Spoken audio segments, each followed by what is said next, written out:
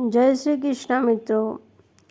ચાહે મનુષ્ય કેટલો પણ અભાગી કેમ ન હોય, જો તે દરરોજ સવારે 3 વાગ્યાથી 6 વાગ્યા વચ્ચે બ્રહ્મ મુહૂર્તમાં ઉઠીને વિશેષ સાધના અથવા સત્કર્મ કરે તો તે પોતાના જીવનમાં બધું પ્રાપ્ત કરી શકે છે, જેની તે હૃદયપૂર્વક કામના કરે છે। એક વખત માતા પાર્વતીએ ભગવાન શિવને પ્રશ્ન કર્યો, હે સ્વામી, મેં જોયું છે કે કોઈ મનુષ્ય કેટલો પણ દુર્ભાગ્યશાળી કેમ ન હોય, જો તે બ્રહ્મ મુહૂર્તમાં જાગવાની આદત પાડી લે તો તેનું જીવન ધીમે ધીમે સુખ, શાંતિ અને સમૃદ્ધિથી ભરાઈ જાય છે।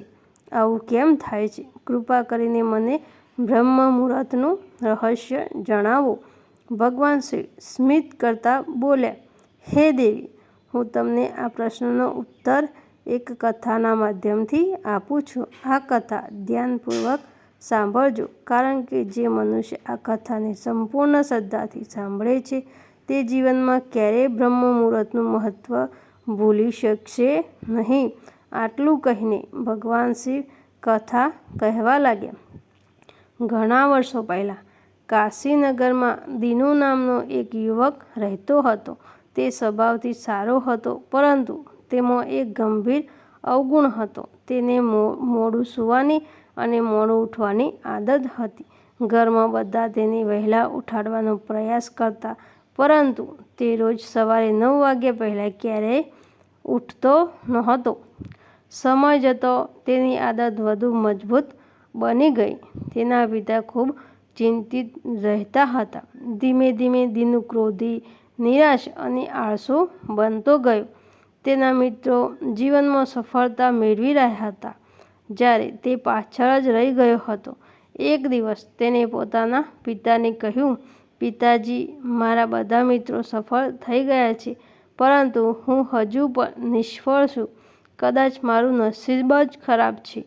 તેના પિતા જાણતા હતા કે સમસ્યા નસીબમાં નહીં, પરંતુ તેની જીવનશૈલીમાં હતી। થોડા દિવસો પછી તેના પિતાને એક સિદ્ધ સંત વિશે જાણ થઈ। તેઓ દીનુની સમસ્યા લઈને સંત પાસે પહોંચ્યા। સંતે કહ્યું, કાલે સવારે તમારા પુત્રને મારા આશ્રમમાં મોકલજો।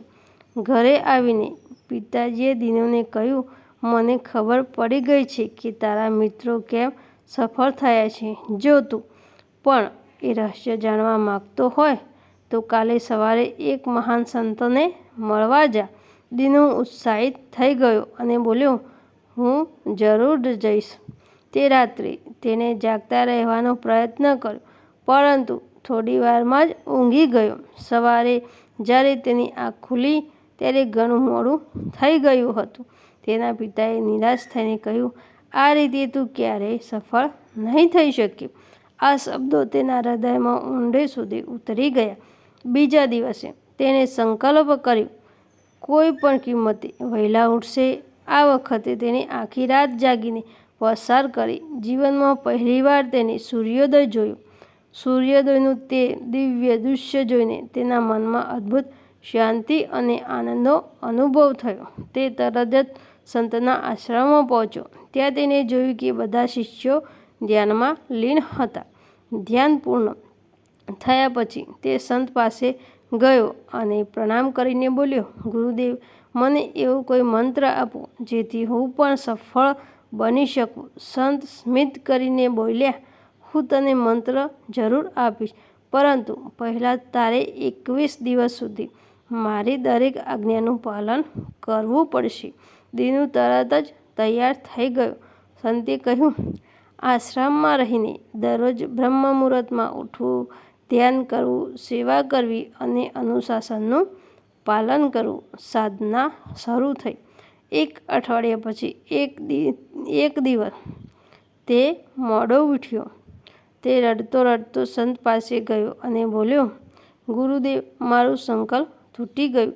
સંતે શાંતિથી કહ્યું, વત્સ, પડી જવું નિષ્ફળતા નથી। પડી ગયા પછી ફરી ઊભા થવાનો ઇનકાર કરવો એ સાચી નિષ્ફળતા છે। પછી દીનુએ પૂછ્યું, ગુરુદેવ, બ્રહ્મ મુહૂર્તમાં ઉઠવાનું એટલું મહત્ત્વ શા માટે છે? સંત બોલ્યા, રાત્રિના 4 પહોર હોય છે.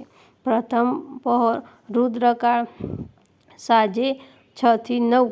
બીજો પહોર રાક્ષસકાળ, રાત્રે 9 થી 12. અને ત્રીજો પહોર ગંધર્વકાળ, રાત્રે 12 થી 3. અને ચોથો પહોર મનોહરકાળ અથવા બ્રહ્મ મુહૂર્ત, પ્રાતઃ 3 થી 6. બ્રહ્મ મુહૂર્તને અમૃત વેળા પણ કહેવામાં આવે છે. આ સમય મન, બુદ્ધિ અને આત્માની શુદ્ધિ માટે સર્વોત્તમ માનવામાં આવે છે. સંત આગળ બોલ્યા, આ સમયે મન સૌથી વધુ શાંત હોય છે. જો કોઈ વ્યક્તિ અભ્યાસ કરે, જપ કરે, ધ્યાન કરે અથવા પોતાના જીવનમાં લક્ષ્ય વિશે વિચાર કરે તો તે વધારે એકાગ્રતા અને સ્પષ્ટતા પ્રાપ્ત કરે છે. પછી દિનુએ પૂછ્યું, ગુરુદેવ, બ્રહ્મ મુહૂર્તમાં ઉઠીને શું કરવું જોઈએ? સંતે કહ્યું, સૌપ્રથમ પૃથ્વી માતાને પ્રણામ કરો. પછી પોતાની હથોડીઓ જોઈને ભગવાનનો આભાર માનો. ત્યારબાદ નિત્ય ક્રિયા અને સ્નાન કરો. પછી શાંત સ્થળે બેસીને ધ્યાન કરો. રીઢ સીધી રાખો, આંખો બંધ કરો અને પોતાના ઈષ્ટદેવનું સ્મરણ કરો. ગહન શ્વાસ લો અને પોતાના જીવનના શુભ સંકલ્પોને મનમાં દોહરાવો. સંતે સમજાવ્યું, જ્યારે મન એકાગ્રતા બને છે ત્યારે સંકલ્પ શક્તિ જાગૃત થાય છે. નિયમિત સાધના વ્યક્તિને અનુશાસિત, શાંત અને સફળ બનાવે છે. આ રીતે દિનુએ સતત 21 દિવસ સુધી પૂર્ણ નિષ્ઠા સાથે બ્રહ્મ મુહૂર્તની સાધના કરી. તેના સ્વભાવમાં આશ્ચર્યજનક પરિવર્તન આવ્યું. હવે તે ક્રોધી નહીં પરંતુ શાંત હતો, આળસુ નહીં પરંતુ પરિશ્રમી હતો, નિરાશ નહીં પરંતુ આત્મવિશ્વાસથી ભરેલો હતો. 21 દિવસ પૂર્ણ થયા પછી તે ફરી સંત પાસે ગયો અને બોલ્યો, ગુરુદેવ, હવે મને સફળતાનો મંત્ર જણાવો. સંત હસીને બોલ્યા, વત્સ, છેલ્લા 21 દિવસથી જે સાધના તું કરી રહ્યો છે એ જ સફળતાનો સાચો મંત્ર છે. જે વ્યક્તિ બ્રહ્મ મુહૂર્તમાં ઉઠીને નિયમિત ધ્યાન, પ્રાર્થના અને સત્કર્મ કરે છે તેને સફળ થવાની કોઈ રોકી શકતું નથી. દિનુએ કૃતજ્ઞતા સાથે સંતને પ્રણામ કર્યા અને જીવનભર બ્રહ્મ મુહૂર્તનું પાલન કરવાનો સંકલ્પ લીધો. ભગવાન શિવે કથા પૂર્ણ કરી અને માતા પાર્વતીને કહ્યું, હે દેવી, હવે તમને બ્રહ્મ મુહૂર્તનું રહસ્ય સમજાઈ ગયું હશે. માતા પાર્વતી બોલ્યા, હે સ્વામી, આજે મને બ્રહ્મ મુહૂર્તનું સાચું મહત્ત્વ સમજાયું. આટલું કહીને માતા પાર્વતીએ ભગવાન શિવને પ્રણામ કર્યા. જય શ્રી કૃષ્ણ. મિત્રો, જો તમને આ કથા ગમી હોય તો વિડીયોને લાઈક કરો, શેર કરો અને ચેનલને સબસ્ક્રાઈબ કરવાનું ભૂલશો નહીં.